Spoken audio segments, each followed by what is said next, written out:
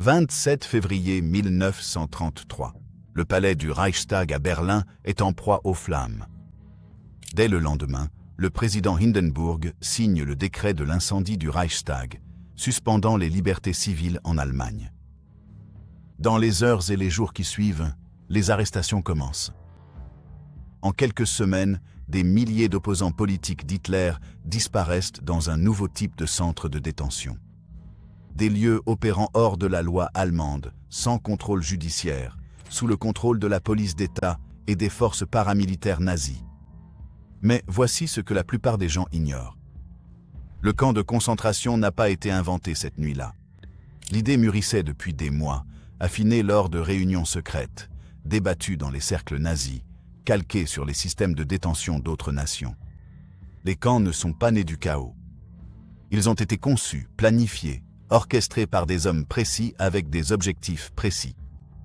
Vous savez comment cela s'est terminé? Auschwitz, les chambres à gaz, le meurtre systématique de millions de personnes. Mais comment tout a commencé? Qui a proposé le premier de détenir des citoyens allemands sans procès dans des camps échappant à tout contrôle légal? Où les dirigeants nazis ont-ils bien pu puiser cette idée? Quel était l'objectif initial de ces installations? Et comment ce but originel a-t-il muté en quelque chose de bien plus sinistre? Ce soir, nous retraçons la véritable origine du système des camps de concentration nazis, non pas la version de propagande racontée par les nazis eux-mêmes, mais le développement réel, les influences, les planificateurs, les débats, les décisions. Nous rencontrerons les architectes qui ont construit cette machine de répression et suivrons le processus délibéré par lequel une nation européenne moderne a construit un système de détention parallèle conçu pour opérer hors de l'état de droit. C'est l'histoire de la façon dont une idée est devenue une infrastructure, dont la planification est devenue une politique, dont un système est né. Novembre 1918. L'Allemagne perd la Première Guerre mondiale. Le Kaiser abdique. La nouvelle République de Weimar émerge du chaos, faible, instable, méprisée par les extrémistes de gauche comme de droite.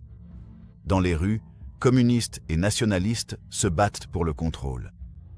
L'insurrection spartakiste à Berlin, la République des conseils de Bavière, les unités paramilitaires des corps francs de droite écrasant les mouvements de gauche avec une violence extrême. L'Allemagne ressemble à une nation en guerre contre elle-même. Et certains penseurs nazis s'intéressent à la manière dont d'autres pays gèrent les menaces politiques. Le terme camp de concentration n'était pas une invention nazie.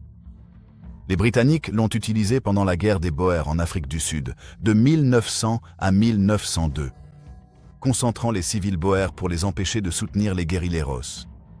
Les Espagnols ont utilisé des camps à Cuba pendant leur guerre coloniale. Ce n'étaient pas des camps de la mort, mais des centres de détention pour civils jugés dangereux pour la sécurité. Mais il existe un modèle plus proche et plus influent. L'Union soviétique.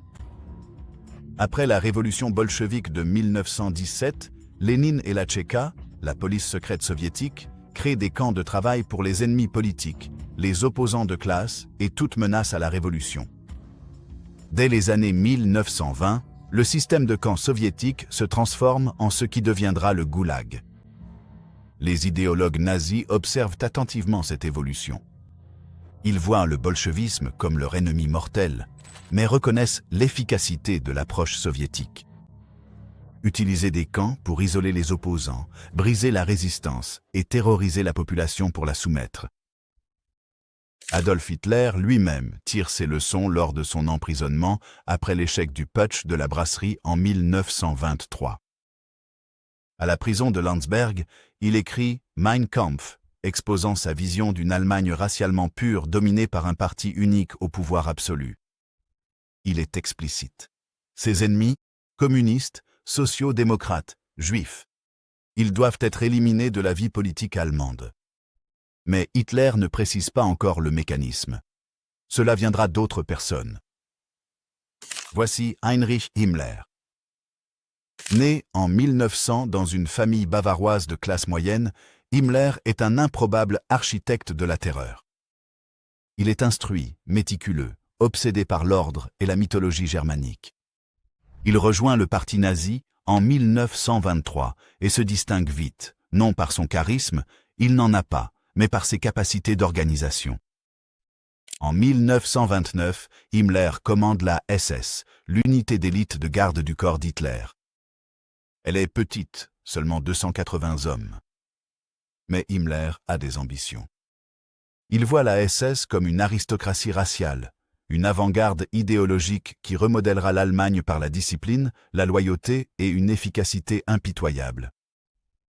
Himmler étudie les structures du pouvoir de manière obsessionnelle. Il lit sur l'Oprichnina, la force de sécurité d'Ivan le Terrible dans la Russie du XVIe siècle, et examine la hiérarchie des jésuites. Il étudie le fonctionnement de la Tchéka en Union soviétique.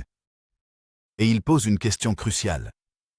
Comment neutraliser l'opposition politique de façon permanente, systématique et au-delà de toute contestation juridique? La réponse commence à germer dans son esprit. Des camps, pas des prisons, qui exigent des procès et des peines. Pas des exécutions qui créent des martyrs, mais des camps. Des centres de détention extrajudiciaire, où les ennemis peuvent être détenus indéfiniment, brisés psychologiquement et libérés seulement lorsqu'ils ne sont plus des menaces. Mais Himmler ne travaille pas seul. Reinhard Heydrich rejoint la SS en 1931. Il est brillant, impitoyable et totalement amoral. Exactement le genre d'agent dont Himmler a besoin. Heydrich aide à élaborer le cadre conceptuel. Les camps doivent servir un double objectif. D'abord, la terreur. Leur existence intimide les opposants potentiels. Ensuite, la transformation. Les prisonniers soumis peuvent être libérés comme exemple du pouvoir nazi pour convertir les ennemis en citoyens obéissants. Pendant ce temps, un autre personnage attend dans l'ombre. Theodor Eicke. Homme instable et brutal, au passé marqué par l'instabilité mentale et des accès de violence, Eicke est membre de la SS depuis 1928. Il n'a pas d'idéologie sophistiquée, mais il comprend la violence et le contrôle. Himmler verra en lui l'instrument parfait, capable de mettre en œuvre la réalité brutale du système que les planificateurs conçoivent. En 1932, ses idées circulent dans les cercles dirigeants nazis. Mais Hitler n'est pas encore au pouvoir. La planification reste théorique. Puis vient le 30 janvier 1933. Hitler est nommé chancelier d'Allemagne et la théorie devient opérationnelle. 30 janvier 1933. Hitler prend ses fonctions, mais son pouvoir est limité. Les nazis ne contrôlent pas le Reichstag. Le système juridique allemand reste intact. Les partis d'opposition fonctionnent toujours. Le Parti communiste détient à lui seul 81 sièges au Parlement. Hermann Göring, fraîchement nommé ministre de l'Intérieur de Prusse, fait face à un problème immédiat. Comment consolider le pouvoir quand vos opposants bénéficient d'une protection juridique? Le premier geste de Göring est un coup de génie administratif ou une catastrophe, selon le point de vue. Il publie un décret le 22 février, créant une force de police auxiliaire de 50 000 hommes issus de la SA, les chemises brunes, et de la SS. Ce ne sont pas des forces de l'ordre formées. Ce sont des paramilitaires nazis désormais investis de l'autorité de l'État pour arrêter et détenir. C'est un avant-goût de ce qui arrive, la fusion du parti et du pouvoir d'État. Mais l'approche de Göring est chaotique. La SA commence à arrêter les communistes et à les jeter dans des centres de détention improvisés, des caves, des entrepôts, des casernes vides. Il n'y a aucune coordination, aucune normalisation. Certains prisonniers sont battus et relâchés, d'autres disparaissent. Les commandants de la SA gèrent ces installations comme des fiefs personnels. Himmler observe ce chaos depuis la Bavière, où il est préfet de police de Munich, et il y voit une opportunité. Dans les jours suivant l'incendie du Reichstag et le décret d'urgence du 28 février, Himmler commence à planifier quelque chose de plus systématique. Il a choisi l'emplacement. Dachau, une petite ville à 16 km au nord-ouest de Munich. Il s'y trouve une usine de munitions désaffectée, avec des casernes, des murs et des infrastructures. Elle peut être opérationnelle en quelques jours. 20 mars 1933. Himmler tient une conférence de presse, un moment extraordinaire. Il annonce publiquement la création du camp de concentration de Dachau. Il invite les journalistes à en rendre compte. Cela semble contre-intuitif. Pourquoi faire la publicité d'un centre de détention pour ennemis politiques? Parce que la terreur exige de la publicité. Himmler comprend que le pouvoir du camp ne réside pas seulement dans ce qui s'y passe. C'est ce que les gens craignent qu'il s'y passe. En annonçant l'existence de Dachau, il envoie un message à chaque communiste, social-démocrate et syndicaliste de Bavière. Nous pouvons vous arrêter, vous détenir indéfiniment et aucun tribunal ne vous protégera. C'est une guerre psychologique menée par le biais de procédures administratives. La proposition de Himmler est révolutionnaire. Le camp sera administré uniquement par la SS, opérant sous son autorité directe, en tant que chef de la police de Bavière. Il détiendra des prisonniers politiques sous garde protectrice, Schutzhaft, un mécanisme juridique emprunté aux lois d'urgence de Weimar qui permettait une détention temporaire sans procès. Mais la version de la garde protectrice de Himmler est différente. Sous Weimar, elle visait à protéger les individus de la violence des foules en les détenant brièvement. Himmler l'inverse. Désormais, c'est la protection de l'État contre ses ennemis, sans limite de temps et sans contrôle judiciaire. Le cadre juridique est délibérément vague. Qui détermine qui est un ennemi? La police que Himmler contrôle. Qui révise ses décisions? Personne. Combien de temps peut-on être détenu? Indéfiniment. Les familles peuvent-elles visiter? À la discrétion du commandant. Les avocats peuvent-ils intervenir? Non. C'est un système conçu pour fonctionner dans un vide juridique. Mais qui dirigera cet établissement? Himmler nomme Ilmar Weckerle comme premier commandant de Dachau. Weckerle est un officier SS avec une expérience administrative, mais une vision limitée de ce que le camp devrait devenir. Il servira de remplaçant pendant que le système prend forme. 22 mars 1933. Le premier convoi arrive à Dachau. 200 prisonniers, surtout des communistes, arrêtés après l'incendie du Reichstag. Ils franchissent les portes de l'ancienne usine de munitions. Pas encore de devises en fer forgé, juste des barbelés et des miradors. À l'intérieur, les conditions sont brutales, mais désorganisées. Les prisonniers sont enregistrés, affectés au baraquement, soumis à des travaux absurdes. Les gardes les battent pour des infractions, réelles ou inventées. Les rations sont délibérément insuffisantes. Mais il n'y a pas encore d'approche systématique, juste une cruauté improvisée. Le chaos à Dachau reflète le chaos dans toute l'Allemagne. Au printemps 1933, entre 60 et 100 camps de fortune sont en activité dans tout le pays. Certains détiennent une douzaine de prisonniers, d'autres des centaines. La SA en gère la plupart comme des chambres de torture privées, et c'est alors qu'Himmler prend sa prochaine décision cruciale. Juin 1933, des scandales éclatent à Dachau. Des prisonniers meurent sous les coups et la torture. La nouvelle se répand. Même certains officiels nazis craignent que la brutalité ne soit contre-productive, suscitant de la sympathie pour les victimes plutôt que de la peur. Himmler a besoin de quelqu'un capable de brutaliser efficacement tout en maintenant un contrôle administratif. Quelqu'un qui puisse systématiser la violence. Le 26 juin 1933, Theodor Eicke devient le second commandant de Dachau. Eicke est un choix improbable pour un poste aussi crucial. Il vient de sortir d'un hôpital psychiatrique après avoir menacé un opposant politique. Il n'a aucune expérience administrative dans la gestion de centres de détention. Il est surtout connu pour son instabilité et sa violence. Mais Himmler voit exactement ce dont il a besoin. Quelqu'un sans scrupules. Quelqu'un qui n'hésitera pas. Quelqu'un qui voit les prisonniers comme des ennemis méritant d'être punis, plutôt que comme des citoyens ayant des droits. Et Eicke s'exécute. Quelques mois après sa prise de fonction, Eicke produit un document qui définira le système des camps de concentration, le code disciplinaire et pénal du camp de prisonniers, daté du 1er octobre 1933. C'est essentiellement un manuel opérationnel pour gérer un centre de détention en dehors de toute surveillance légale. Le document est remarquable par sa précision bureaucratique. Il classe les infractions en 3 niveaux, chacun assorti de sanctions spécifiques. Les infractions mineures, comme ne pas saluer correctement ou parler pendant le travail, valent 8 jours de cellules d'isolement au pain et à l'eau. Les infractions modérées, comme posséder de l'argent ou refuser des ordres de travail, entraînent 25 coups de fouet et un isolement indéfini. Les violations graves, comme la résistance physique, la tentative d'évasion ou l'incitation d'autres prisonniers, sont passibles d'une exécution sommaire. Mais voici le détail crucial. Le commandant détermine la culpabilité.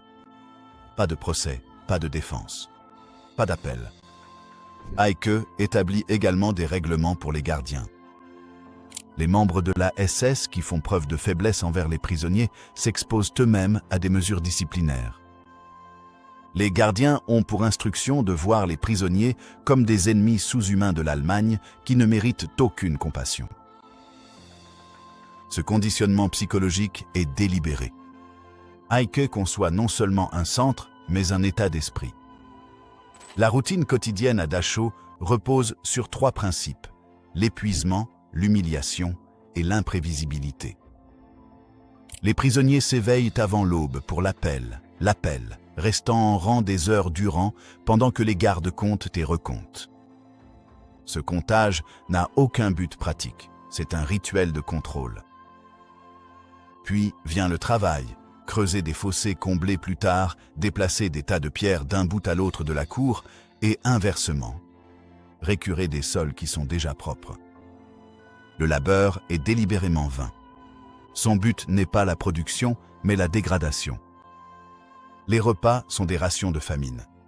Une soupe claire, un morceau de pain. Les prisonniers maigrissent rapidement. La faim est calculée. Des prisonniers faibles sont plus faciles à contrôler. Les punitions sont arbitraires. Un garde peut battre un détenu car il marche trop lentement. Un autre garde peut battre ce même détenu car il marche trop vite. Il n'y a aucun moyen d'éviter la punition, et c'est intentionnel.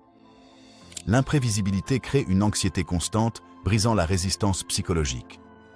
Eicke instaure aussi le système de badges à code couleur. Les prisonniers politiques portent des triangles rouges. Asociaux, vagabonds, sans-abri, petits criminels portent du noir. Plus tard, d'autres couleurs sont ajoutées. Le vert pour les prisonniers criminels, le violet pour les témoins de Jéhovah, le rose pour les homosexuels. Les badges servent plusieurs objectifs. Ils catégorisent, stigmatisent et créent des hiérarchies entre détenus, empêchant toute résistance unie. Mais l'innovation la plus importante d'Eicke est la documentation. Chaque punition est consignée dans des registres. Chaque prisonnier est enregistré avec une date d'entrée, un numéro et une catégorie. Chaque décès est certifié avec une cause. Même fabriqué. Les gardes font des rapports, les administrateurs tiennent les dossiers. Le camp fonctionne comme une bureaucratie, pas comme un donjon sans loi. Pourquoi est-ce important? Parce que la documentation crée une apparence de légitimité. Le camp n'est pas le chaos, c'est un système avec des règles, des procédures et des archives. Cela le rend défendable si on l'interroge. Cela le rend aussi évolutif. À l'été 1933, Dachau détient plus de 4000 prisonniers. Les procédures d'Eicke s'avèrent efficaces pour garder le contrôle tout en traitant de grands nombres. Et Himmler prend des notes. Les camps à travers l'Allemagne restent chaotiques. Les centres de la SA sont des chambres de torture indisciplinées. Mais Dachau devient un modèle. La question n'est pas de savoir si cela s'étendra. La question est quand. 30 juin 1934, la nuit des longs couteaux. Hitler ordonne une purge de la direction de la SA, assassinant Ernst Röhm et des dizaines d'autres commandants chemise brune. La justification officielle est d'empêcher un coup d'État, mais la vraie raison est la consolidation politique. La SA, massive, violente, imprévisible, menace le contrôle d'Hitler et terrifie les élites conservatrices dont il a besoin du soutien. La SS procède aux exécutions, les hommes de Himmler prouvent leur loyauté par le meurtre et Hitler les récompense par une autorité accrue. Au lendemain de la purge, la SS absorbe le pouvoir de la SA, y compris le contrôle des camps de concentration. Juillet 1934. Himmler promeut Theodor Eicke de commandant de Dachau à inspecteur des camps de concentration et commandant des unités SS à tête de mort, Totenkopfverbände. Des bataillons SS spécialement recrutés et chargés de la garde des camps. Le mandat d'Eicke est clair. Reproduire Dachau dans toute l'Allemagne. Institutionnaliser les procédures. C'est le moment critique où le camp de concentration passe de centres de détention dispersés à un réseau intégré. Eicke commence systématiquement. Il ferme la plupart des camps chaotiques de la SA et regroupe les prisonniers dans des installations moins nombreuses, plus vastes et gérées par la SS. Il crée des programmes de formation pour les gardes SS, leur apprenant à voir les prisonniers comme des ennemis raciaux et politiques, indignes de la dignité humaine. Il établit des règlements uniformes. Chaque camp suit le code disciplinaire de Dachau.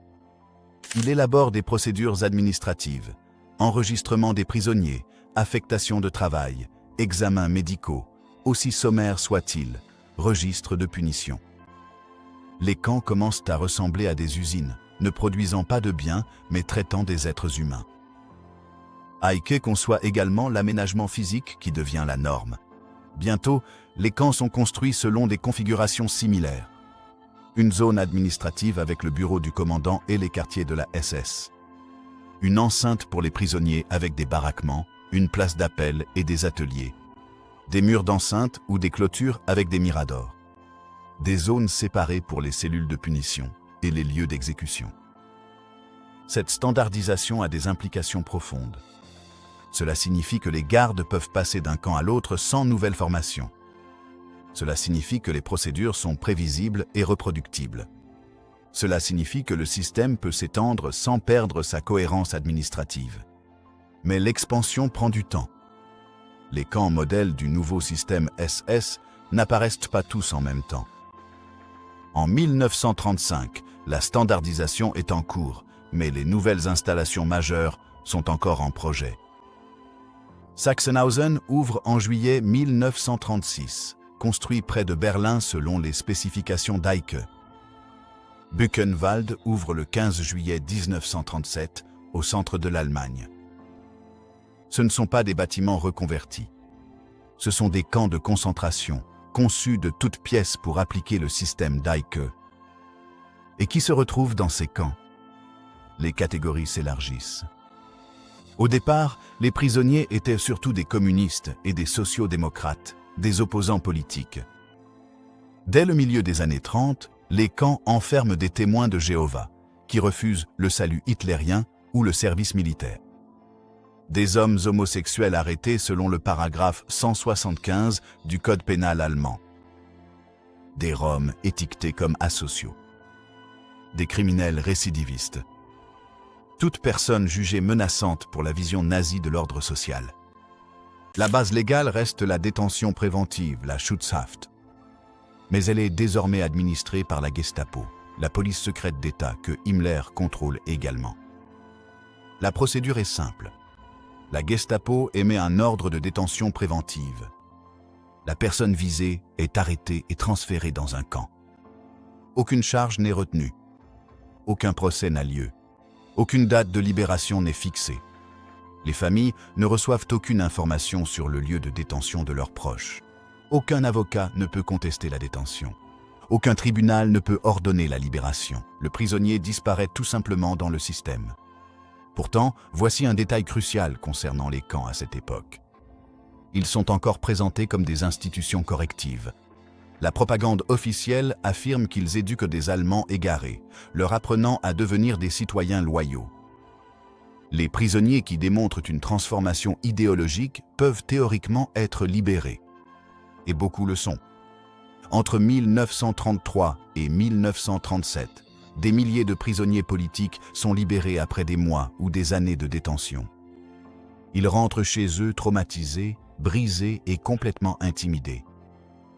Ils répandent des récits sur ce qui se passe à l'intérieur, servant d'avertissement vivant. C'est le système qui fonctionne tel que Himmler l'a conçu. Non pas principalement pour tuer, mais pour terroriser la société par la menace d'une détention indéfinie en dehors de toute protection légale. Les camps à cette époque sont brutaux, avec des taux de mortalité importants dus aux maladies, à la malnutrition et à la violence. Mais ils ne sont pas encore des centres d'extermination. Cette évolution est encore à venir. Ce qui existe en 1937, c'est l'infrastructure, l'appareil administratif, les gardes entraînés, les procédures standardisées et le vide juridique dans lequel fonctionnent les camps. La machine est construite et testée. Il est prêt à se développer à grande échelle, et bientôt il se verra attribuer des symboles qui deviendront tristement célèbres. À la fin des années 1930, alors que Dachau est reconstruit et agrandi, la grille en fer forgé fait son apparition. Arbeit macht frei. Le travail libère. Le mensonge est désormais littéralement inscrit sur l'entrée. La question est, à quelle fin? Qui étaient les hommes qui ont créé ce système, et non pas seulement qui l'ont mis en œuvre? Mais il l'a conçu, perfectionné et développé. Nous en avons déjà rencontré quelques-uns.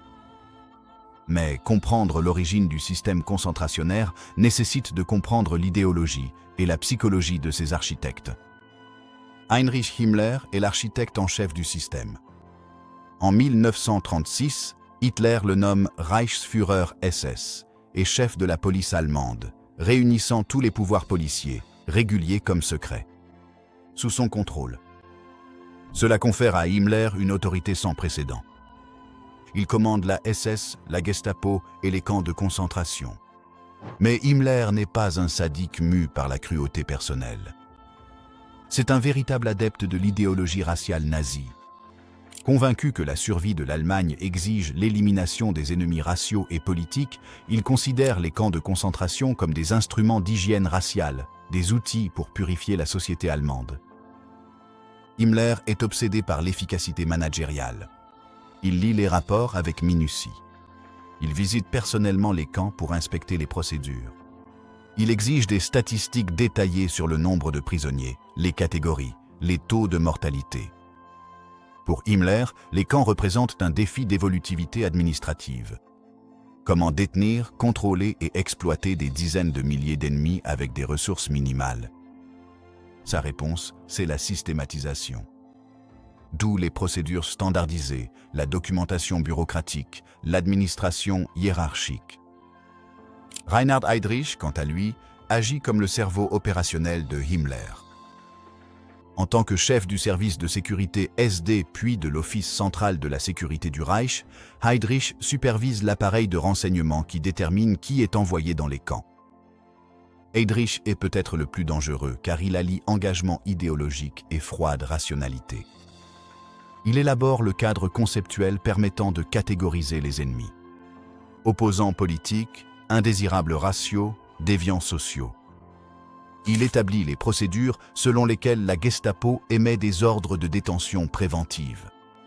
C'est le cerveau bureaucratique derrière la machine. Puis il y a Theodor Eicke, l'homme qui a donné à ce système sa forme opérationnelle brutale. Eicke se soucie moins de l'idéologie que du pouvoir et du contrôle. C'est lui qui a institutionnalisé la cruauté, qui a instauré la culture de la violence parmi les dieux, qui a veillé à ce que les camps brisent les prisonniers aussi bien psychologiquement que physiquement. Eicke crée les unités SS tête de mort, recrutant et formant des gardiens spécifiquement pour le service dans les camps. Il sélectionne des hommes jeunes, physiquement aptes et idéologiquement engagés, ou du moins prêts à traiter les prisonniers comme des sous-hommes. La formation met l'accent sur l'obéissance absolue et la dureté émotionnelle. Montrer de la compassion est une faiblesse. Les prisonniers sont des ennemis qui ne méritent aucune pitié. Mais il y a d'autres personnages essentiels au développement du système. Oswald Pohl rejoint la SS en 1933 et gravit rapidement les échelons pour gérer ses affaires économiques. Il considère les camps comme des sources potentielles de main-d'œuvre et de profit. En 1939, Paul crée le bureau principal économique et administratif de la SS, le WVHA, qui finit par superviser tous les camps de concentration. Sous l'administration de Paul, les camps s'orientent vers l'exploitation du travail. Les prisonniers deviennent des atouts économiques à exploiter jusqu'à l'épuisement. Cela introduit une nouvelle philosophie. Les camps ne servent pas seulement à la détention et à la terreur, ils servent à extraire de la valeur. Richard Glucks est l'adjoint d'Eicke et finit par lui succéder comme inspecteur des camps de concentration en 1939. Glucks est un bureaucrate, pas un visionnaire. Mais sa gestion compétente garantit le bon fonctionnement du système, même lorsqu'il s'étend massivement pendant la guerre. Ces hommes partagent certaines caractéristiques. Ils sont instruits, Heydrich et Himmler en particulier. Ils sont ambitieux, attirés par le pouvoir et l'organisation. Et les historiens continuent d'en débattre, ils sont capables de considérer la détention de masse et la souffrance comme des problèmes administratifs à résoudre par la gestion procédurale. Ce ne sont pas des psychopathes au sens clinique, bien que leurs actes aient été monstrueux. Ce sont des personnes qui ont fait des choix. Des choix de construire et de faire fonctionner un système conçu pour fonctionner au-delà de la loi, de la morale et de la compassion humaine. Leur philosophie peut se résumer en quelques principes. 1. Ces camps servent l'État racial. L'Allemagne doit être purifiée de ses ennemis raciaux et idéologiques. Les camps sont des outils pour cette purification. 2. La loi est ce qui sert l'État et non ce qui le limite. Les protections juridiques traditionnelles constituent des obstacles. Les camps fonctionnent dans un vide juridique délibérément créé, où la SS détient une autorité absolue. 3. L'efficacité administrative est importante.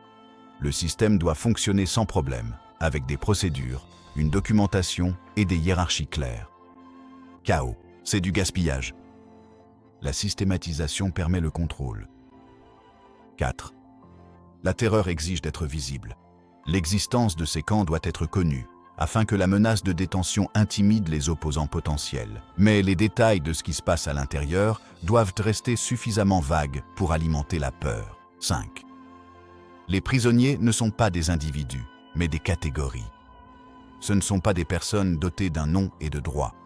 Ce sont des ennemis politiques, des indésirables sur le plan racial, déviants sociaux. Cette déshumanisation est intégrée à chaque aspect du système, des badges de couleur à la substitution des noms par des numéros. En 1938, cette philosophie est totalement ancrée dans le système des camps de concentration. L'infrastructure existe, les procédures sont standardisées, le personnel est formé et déployé. Et vient alors une mise à l'épreuve de la capacité du système. La nuit de cristal, du 9 au 10 novembre. 1938, la nuit de cristal, la nuit du verre brisé. Les forces paramilitaires nazies et des foules attaquent les maisons, commerces et synagogues juifs à travers l'Allemagne et l'Autriche. Plus de 1000 synagogues brûlent, des dizaines de milliers de commerces juifs sont détruits. Au moins 91 juifs sont assassinés. Puis vient la seconde vague, les arrestations de masse. Dans les jours qui suivent la nuit de cristal, la Gestapo arrête environ 30 000 hommes juifs. Aucune charge ne leur est signifiée, aucun procès n'est organisé. Ils sont simplement arrêtés lors de rafles coordonnées visant les communautés juives à l'échelle nationale. C'est la plus grande opération de détention massive jamais menée par l'État nazi. Et c'est un test.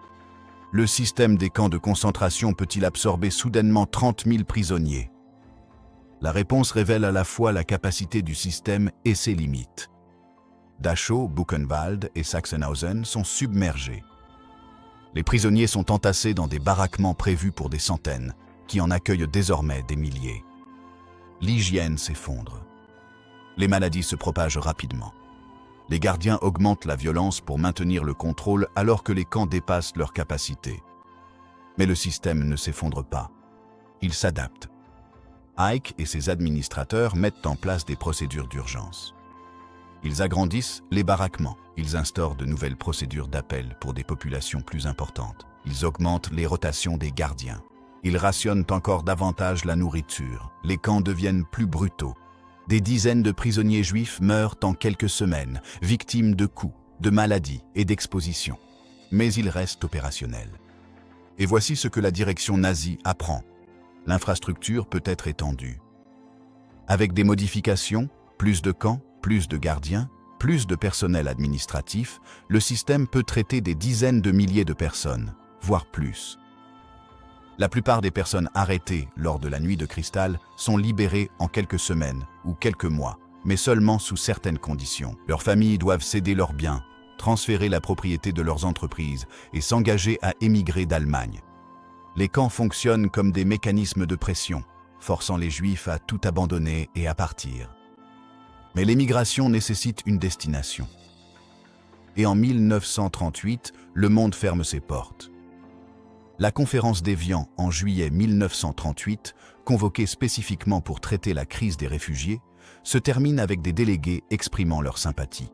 Mais la plupart des nations refusent d'accueillir davantage de réfugiés. Les nazis en prennent note. Si les Juifs ne peuvent pas partir, alors quoi? La question trouvera sa réponse dans les années à venir. Mais d'abord, le système doit s'étendre géographiquement. Mars 1938. L'Allemagne annexe l'Autriche, l'Anschluss. Les communistes autrichiens, les sociaux-démocrates, les juifs et les intellectuels sont immédiatement pris pour cible. Les prisons autrichiennes ne peuvent pas tous les contenir. Les nazis ont besoin de plus de capacités. Le 8 août 1938, le camp de concentration de Mauthausen commence ses opérations près de Linz, en Autriche. Des prisonniers transférés de Dachau commencent à construire le camp lui-même. Contrairement au camp précédent réaménagé à partir de structures existantes, Mauthausen est construit spécialement à cet effet. Il est édifié au-dessus d'une carrière de granit, un site industriel qui deviendra essentiel à sa fonction. Cela représente une évolution dans la planification. Auparavant, des camps comme Dachau étaient principalement des lieux de détention et de terreur. Mauthausen est conçu dès le départ pour combiner détention et exploitation par le travail forcé. Les prisonniers travailleront dans la carrière, produisant du granit pour l'architecture monumentale nazie, tout en étant littéralement épuisés jusqu'à la mort. L'architecture du camp reflète cette vocation. Le tristement célèbre escalier de la mort, 186 marches reliant la carrière au camp. Devenir une méthode d'exécution. Des prisonniers transportent de lourds blocs de granit en haut des escaliers. Ceux qui s'effondrent sont battus ou poussés du haut de la falaise. Mai 1939. Ravensbrück ouvre ses portes en tant que principal camp de concentration pour femmes au nord de Berlin. Sa création reflète une autre forme d'expansion, la persécution nazie des femmes considérées comme des ennemis politiques, des déviantes sociales ou des indésirables sur le plan racial. En septembre 1939, lorsque l'Allemagne envahit la Pologne et que la Seconde Guerre mondiale commence, le système des camps de concentration a atteint sa pleine maturité opérationnelle. Il se compose de 6 camps principaux: Dachau, Sachsenhausen, Buchenwald, Mauthausen, Flossenbürg et Ravensbrück, ainsi que de plusieurs installations plus petites. Avant la guerre, le système comptait environ 25 000 prisonniers. L'administration est hiérarchisée et efficace. L'inspecteur des camps de concentration rend compte à Himmler par l'intermédiaire du bureau principal de la SS. Chaque camp dispose d'un commandant, d'un personnel administratif, de forces de garde issues des unités à tête de mort, ainsi que de procédures détaillées pour l'enregistrement, l'affectation au travail, la punition et la certification des décès. Les prisonniers sont catégorisés par des insignes de couleur: rouge pour les politiques, vert pour les criminels, noir pour les asociaux, violette pour les témoins de Jéhovah, rose pour les homosexuels. Ce système déshumanise tout en permettant une précision bureaucratique. Les gardiens savent d'un simple coup d'œil à quelle catégorie appartient chaque prisonnier. Les camps fonctionnent dans un vide juridique. Les ordres de détention préventive sont émis par la Gestapo sans contrôle judiciaire. Aucun avocat ne peut les contester. Aucun tribunal ne peut ordonner la libération. Les familles n'ont aucun recours légal et, souvent, aucune information sur le lieu de détention de leurs proches. Et, point crucial, le système a démontré qu'il pouvait être étendu. Les arrestations de la nuit de cristal prouvent que 30 000 personnes peuvent être arrêtées soudainement et absorbées dans les camps. Avec l'expansion, ce nombre pourrait être bien plus élevé. L'infrastructure est prête. Les procédures sont éprouvées. Le personnel est formé. Et avec le déclenchement de la guerre, la finalité du système est sur le point de se transformer. 1er septembre 1939, l'Allemagne envahit la Pologne. La Seconde Guerre mondiale commence. La conquête de la Pologne place des millions de Polonais, de Juifs, de résistants et de membres du clergé sous le contrôle nazi. Le système des camps de concentration, conçu pour des dizaines de milliers de personnes, doit soudainement gérer des millions d'individus.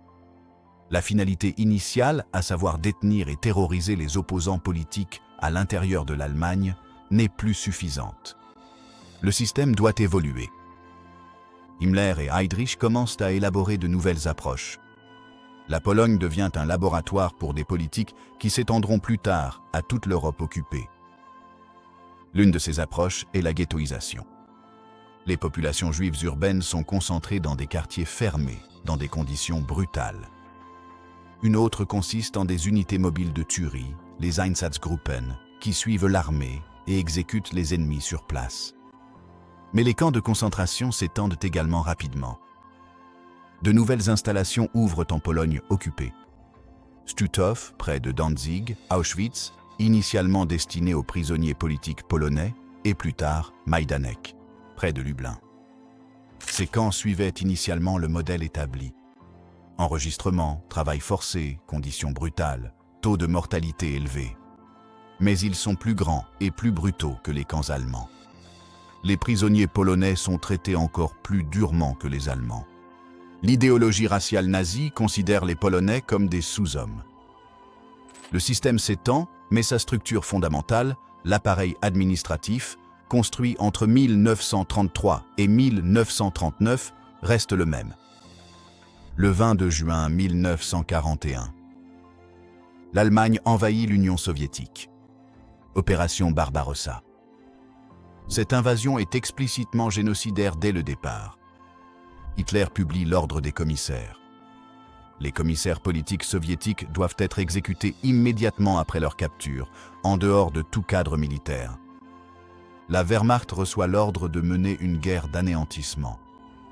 Des centaines de milliers de prisonniers de guerre soviétiques sont transférés dans des camps de concentration. Ils ne sont pas traités comme des prisonniers de guerre bénéficiant des protections de la Convention de Genève. Ils sont classés comme ennemis politiques et remis à la SS. Dans des camps comme Sachsenhausen et Buchenwald, la SS met au point des procédures d'exécution spécifiquement pour les prisonniers de guerre soviétiques. Ils sont triés, enregistrés et tués. Parfois par balles, de plus en plus par d'autres méthodes. Et à Auschwitz, en septembre 1941, une expérience a lieu. Des prisonniers de guerre soviétiques et des prisonniers polonais sont enfermés dans des cellules au sous-sol. Du Zyklon B, un pesticide, est versé par les conduits d'aération. Les prisonniers meurent d'un empoisonnement au cyanure en quelques minutes. La méthode fonctionne. Elle nécessite moins de personnel que les fusillades. Elle est psychologiquement plus facile pour les bourreaux. Le système apprend à tuer plus efficacement. Le 20 janvier 1942, la conférence de Wannsee. 15 responsables nazis se réunissent dans une villa à Berlin pour coordonner la solution finale à la question juive. Le meurtre systématique de tous les juifs d'Europe. Mais voici le point crucial. La solution finale n'est pas un nouveau système construit à partir de rien. C'est une évolution du système de camps de concentration créé en 1933. L'infrastructure existe, l'appareil administratif, le personnel formé, les procédures de détention de masse, le vide juridique permettant des actions extrajudiciaires, les mécanismes bureaucratiques de documentation et de coordination. Ce qui change, c'est la finalité. Les camps étaient conçus pour détenir, terroriser et exploiter. Certains seront désormais transformés pour tuer à l'échelle industrielle. Une nouvelle catégorie apparaît. Camps d'extermination. Chelmno, Belzec, Sobibor, Treblinka. Des installations en Pologne occupées conçues uniquement pour des massacres immédiats. Mais ces camps fonctionnent parallèlement aux camps de concentration traditionnels, qui continuent de détenir des prisonniers pour le travail forcé. Auschwitz s'étend pour combiner les deux fonctions. Certains prisonniers sont enregistrés et exploités comme main-d'œuvre, d'autres sont gazés dès leur arrivée.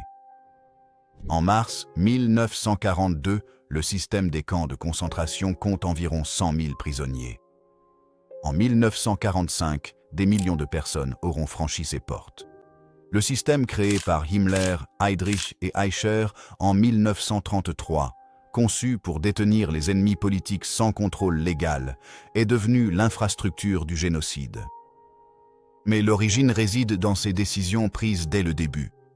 Agir en dehors de la loi, déshumaniser par la catégorisation bureaucratique, standardiser les procédures de brutalité, construire des systèmes administratifs capables de s'étendre. Les chambres à gaz de 1942 ont été construites sur les bases administratives posées en 1933. La paperasse est venue en premier. Les cendres sont venues ensuite. Le système des camps de concentration nazis n'est pas né spontanément de la barbarie allemande ou de haines ancestrales.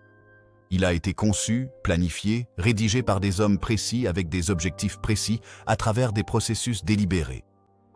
Tout a commencé par une question. Comment neutraliser l'opposition politique au-delà des limites de la loi?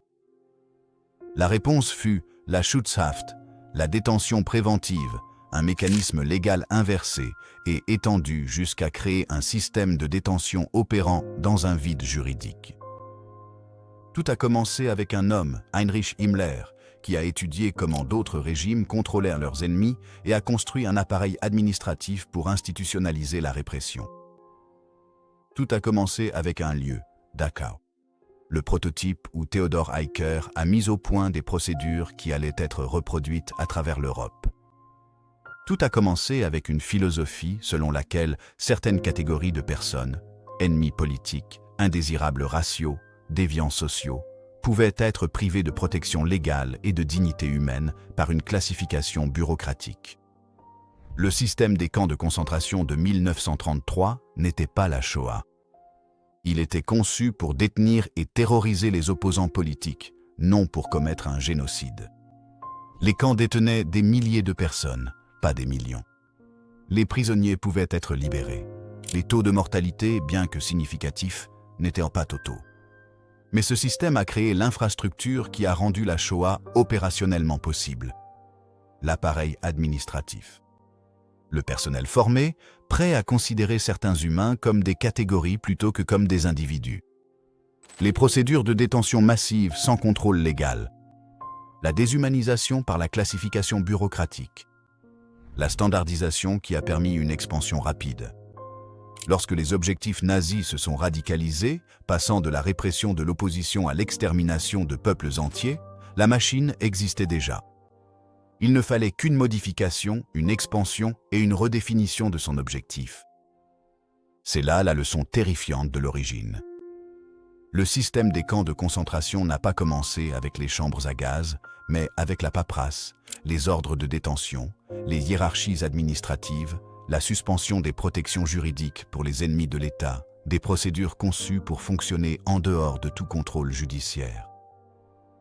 Un journaliste présent lors de l'annonce de Dachau en mars 1933 aurait pu écrire un court article sur un centre de détention pour agitateurs communistes.